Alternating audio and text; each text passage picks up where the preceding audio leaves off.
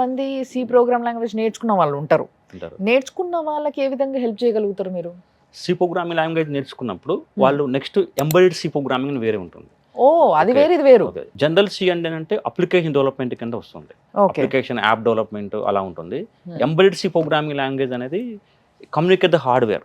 మీకు చెప్పే కదా C programming language middle level అని చెప్పాను. అవును. హై లెవెల్ ఉంటుంది, లో లెవెల్ ఉంటుంది. హై లెవెల్ అన్నప్పుడు జనరల్ సి లాగా ఉంటుంది. ఓకే. లో లెవెల్ అన్నప్పుడు ఎంబెడెడ్ సి ఉంటుంది. ఓకే. So okay. బయట ఎక్కడైనా సి ప్రోగ్రామింగ్ లాంగ్వేజ్ ఎవరైనా ట్రైనింగ్ ఇచ్చేటప్పుడు జనరల్ సి ఇస్తారు. జనరల్ సి ప్రోగ్రామింగ్ కాన్సెప్ట్ ఇస్తారు. ఓకే. ఎంబెడెడ్ సి అంటే ఏంటంటే ఖచ్చితంగా హార్డ్వేర్ బోర్డు ఉండాలి, టార్గెట్ బోర్డు ఉండాలి. ఫర్ ఎగ్జాంపుల్ ఆ బోర్డు ఉంటేనే మనం Something బోర్డు like రాయగలుగుతాం. These are the example target boards. So canal master we're designing ఉంది. So this type of target boards are compulsory embedded systems లో ఉండాలి. Okay. ఇది లేకపోతే మనం ప్రోగ్రామ్ రాయలేం. ఓకే. మనం రాసే ప్రోగ్రాము ఇక్కడ లోడ్ చేసుకొని టెస్ట్ చేస్తాం ఇది ఓకే. పని చేస్తుందా లేదా అని.